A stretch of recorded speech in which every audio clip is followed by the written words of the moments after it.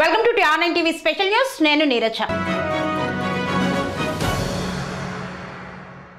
కంటి మీద కొనుకు లేదు, కడుపు నిండా తిండి లేదు. ఇప్పటికే 2 రోజులుగా ప్రత్యక్ష నరకం చూస్తున్న ప్రజలు వరద చూస్తే ఇంకో 2 రోజులు తగ్గేలా లేదు. ఇంత దయనీయమైన పరిస్థితుల్లో బెజవాడ వాసులు జీవితంలో చూసుండరేమో. ఎటు చూసినా ఆకలి కేకలు, సాయం కోసం ఆర్తనాదాలు. ప్రభుత్వం వందల మంది అధికారుల్ని, వేల మంది సిబ్బందిని, సహాయ చర్యలను రంగంలోకి దించినా చివరి వరకు సాయం అందని పరిస్థితి. పేషెంట్లకు మందులు సరఫరా చేయాలన్నా, పిల్లలకు కనీసం పాలు బిస్కెట్లు ఇవ్వాలన్నా కూడా అడుగడుగునా ఇబ్బందులే. భారీ వర్షాలు తగ్గుముఖం పట్టిన విజయవాడను వరద చుట్టుముట్టేస్తోంది. దీంతో పట్టణ ప్రాంతాల్లోని లోతట్టు ప్రాంతాలన్నీ 3 అడుగుల లోతులో జలమయమయ్యాయి. విజయవాడలో 30 ఏళ్లలో ఎన్నడూ లేనంత వర్షం కురిసింది. ఒకే రోజు 20 సెంటీమీటర్ల వర్షపాతం నమోదైంది. శనివారం, శుక్రవారం విజయవాడ మహానగరంలో కుండపోత వర్షం కారణంగా పలు ప్రాంతాల్లో 4 అడుగుల మేర నీరు నిలిచింది. ఆటోనగర్ నుండి బెంజ్ సర్కిల్ వరకు వరద నీరు భారీగా రహదారిపైకి వచ్చి చేరింది. ఆదివారం కూడా అదే పరిస్థితి కొనసాగింది. అదేవిధంగా బూడమేరుకు వరద పోటెత్తింది. దీంతో విజయవాడ నగరం అతలాకుతలమైంది. బూడమేరు వాగు పొంగి ప్రవహించడంతో నగరంలోని 16 డివిజన్లను వరద నీరు అన్ని ప్రాంతాలను ముంచెత్తింది. విద్యాధరపురం, పాల ప్రాజెక్టు, చిట్టినగర్, రాజరాజేశ్వరిపేట, సింగనగర్లోని కాలనీల్లోని రహదారులు, నివాసాల్లోకి భారీగా వరద నీరు ప్రవహించింది. ఆదివారం తెల్లవారుజాము నుండే ఆయా ప్రాంతాలకు వరద చేరుతూ మధ్యాహ్నానికి వేలాది గృహాల్లోకి వరద నీరు ప్రవేశించింది. ఏ ఇంటిని చూసినా వరద నీటితోనే మురికి కనిపిస్తోంది. అదేవిధంగా ఆయా ప్రాంతాలను వరద చుట్టేయడం, పలు ప్రాంతాల్లో కరెంటు స్తంభాలు నేలమట్టం కావడంతో అధికారులు విద్యుత్ సరఫరాను నిలిపివేశారు. దీంతో విజయవాడ నగరంలోని 12 డివిజన్లు అంధకారంలో ఉన్నాయి. ఓవైపు వరద నీరు, మరోవైపు కరెంటు లేకపోవడంతో ప్రజలు అల్లాడుతున్నారు. బూడమేరుకు పెద్ద ఎత్తున వరద వస్తుండడంతో ఆయా ప్రాంతాల్లో 1,50,000 సెక్టార్లలో వరి పంట, ఉద్యాన పంటలు దెబ్బతిన్నాయి.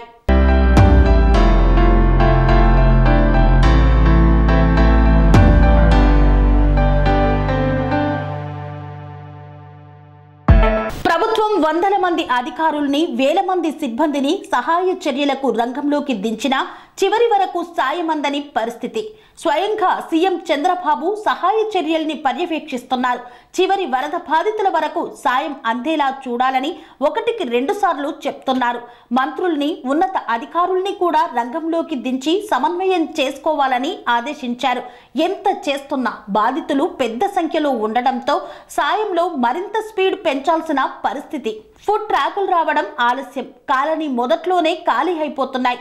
బోట్లతో లోపలికి పంపుతున్నా అవి కూడా చివరి వరకు చేరడం లేదు. ఆఖరు వారికి సాయం చేసేందుకు చివరికి హెలికాప్టర్లను, డ్రోన్లను వాడుతున్నారు. పేషెంట్లకు మందుల సరఫరా చేయాలన్నా, పిల్లలకు కనీసం పాలు బిస్కెట్ ఇవ్వాలన్నా కూడా అడుగడుగునా ఇబ్బందులే. ఫుడ్ ట్రాకుల దగ్గరైతే పరిస్థితులు హృదయ విదారకంగా ఉన్నాయి. ఓ పాల ప్యాకెట్ దొరికితే బావుండు, పిల్లల కడుపు నిండుతుందని ఓ తండ్రి చేతులు చాస్తుంటే, ఓ బిస్కెట్ ప్యాకెట్ దొరికినా ఈ పూట గడిచిపోతుందనే ఆవేదనతో ఓ పెద్ద ఆయన ఎదురు చూస్తున్నారు. పాలు, బిస్కెట్లు మాట సరే, కనీసం మంచినీళ్లు దొరికినా చాలనే ఆశ ఇంకొందరిది. మహిళలు కూడా సాయం కోసం రోడ్లపైకి వచ్చి ఎదురు చూస్తున్నారు. సింగనగర్ ఫ్లైఓవర్ పైన వేలాది మంది బాధితులు సాయం కోసం పడిగాపులు పడుతున్నారు. ఏదైనా ఫుడ్ ట్రాక్ రావడం ఆలస్యం, అంతా ఎగపడి తీసేసుకుంటున్నారు. దిగువ ప్రాంతాలకు పంపాలన్నా వీలు కానంతగా ఇక్కడే వాహనాలు ఖాళీ అయ్యే పరిస్థితి. బాధిత జనం కష్టాలు చూస్తే కన్నీళ్లొస్తున్నాయి. ముఖ్యంగా సింగనగర్ అయితే విషాదానికి కేర్ ఆఫ్ లా ఉంది. నిన్నటి నుండి వర్షం తగ్గిన వరద ముప్పు మాత్రం ఇంకా ఉంది. బూడమేరుకి వరద ఉధృతి తగ్గడం, ప్రకాశం బ్యారేజ్ దగ్గర కూడా నీటి మట్టం తగ్గడంతో కాస్త ఊపిరి పీల్చుకుంటున్నా చాలా కాలనీల్లోకి, ఇళ్లల్లోకి అడుగుపెట్టే పరిస్థితి లేకపోవడం ఆందోళన కలిగిస్తోంది. సాయం కోసం లక్షల మంది దీనంగా ఎదురు చూస్తున్నారు. ప్రభుత్వం చేస్తున్న సహాయక చర్యలు ఇంకా వేగంగా జరగాలని వారు కోరుకుంటున్నారు. స్వామి బోధానంద గోసేవ ఆశ్రమం, సైతాపూర్. జ్యోతిష్యం, వాస్తు శాస్త్రం మన పూర్వీకులు మనకిచ్చిన వరం.